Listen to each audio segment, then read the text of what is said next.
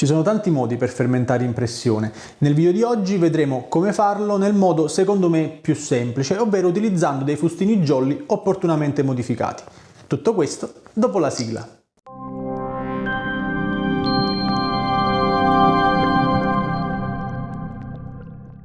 È inutile dirlo, ci sono decine di soluzioni diverse per fermentare in isobarico. Ci sono dei fermentatori da sogno che costano migliaia di euro, sto pensando ovviamente agli Unitank della SS Brewtech, e ci sono soluzioni decisamente più economiche, però in PET, che come sapete ho deciso di scartare dato che non mi piace l'idea di utilizzare materiali che non siano acciaio inox. Da questo punto di vista il fusto jolly si presta benissimo allo scopo, dato che è nato per contenere cose sotto pressione e opportunamente raccordato rappresenta secondo me il miglior compromesso qualità-prezzo. L'unica cosa che non ci permette il fusto jolly e che per inciso mi sarebbe piaciuto tanto fare è lo spurgo del lievito. L'unica soluzione tutto sommato economica che avevo trovato nelle ultime settimane in giro per la rete era il Cornicle della Bleachman, una sorta di fusto jolly a cui si applica il fondo conico all'occorrenza, ma che purtroppo non viene importato in Italia e quindi l'unica soluzione che abbiamo se vogliamo un fermentatore tronco conico in acciaio isobarico è l'Unitank dell'SS Brewtech. Quindi per il momento va bene il fusto jolly.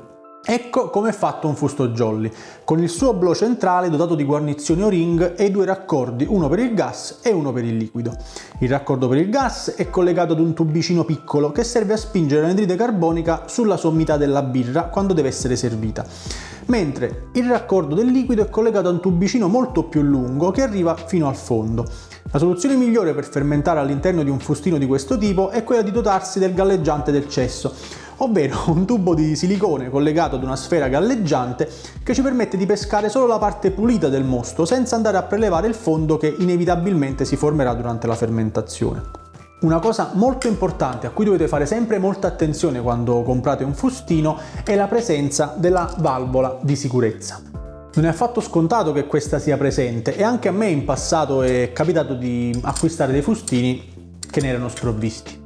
Ovviamente mi è bastato sostituire il coperchio dato che l'attacco è standard, però voi fateci sempre attenzione perché, come ho detto anche nei video precedenti, stiamo giocando con gas compresso ed è sempre bene avere tutti gli strumenti di sicurezza disponibili e funzionanti. L'ultimo oggetto di cui abbiamo bisogno per fermentare in isobarico è la valvola di spunding.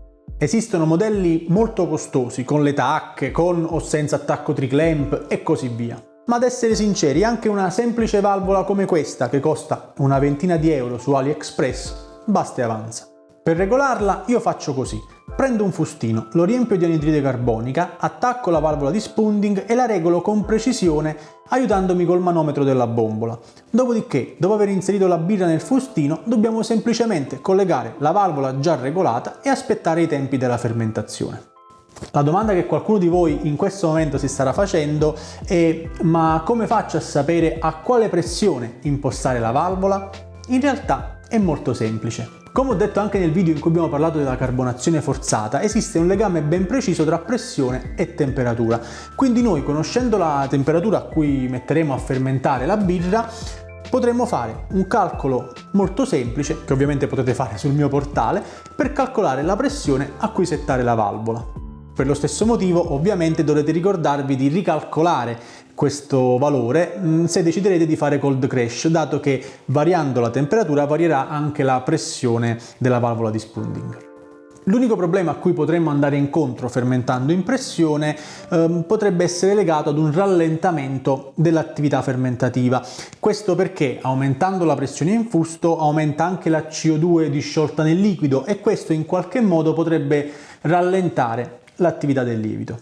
Per questo motivo c'è chi inizia la fermentazione con un semplice blow off, collegando la valvola di spunding solo dopo essere arrivati magari a metà strada, e chi invece se ne frega bellamente e parte con la valvola di spunding già settata dall'inizio. Dalla mia ancora pochi elementi per formulare un giudizio concreto, per cui mi riservo di parlarne in futuro quando avrò fatto più esperimenti, ma soprattutto quando avrò letto qualche articolo in più sull'argomento. Questo perché mi piace parlarvi solo di quello di cui mi sento sicuro, senza sparare minchiate a ruota libera.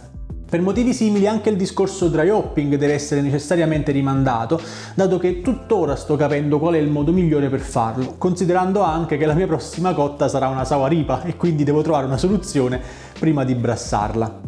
Bene amici Homebrewers, anche per oggi dallo Sgabuzen è tutto. Spero che questo video vi sia piaciuto.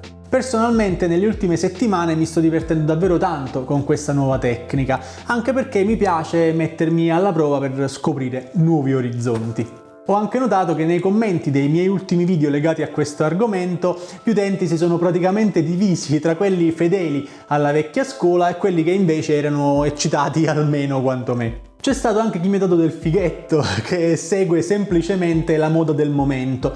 Questo ovviamente mi fa sorridere perché chi mi conosce veramente sa come sono fatto e io purtroppo non posso fare niente per far cambiare idea a queste persone se non continuando ad essere me stesso.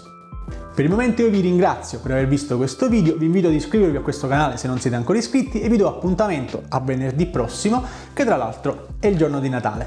Ciao Homebrewers!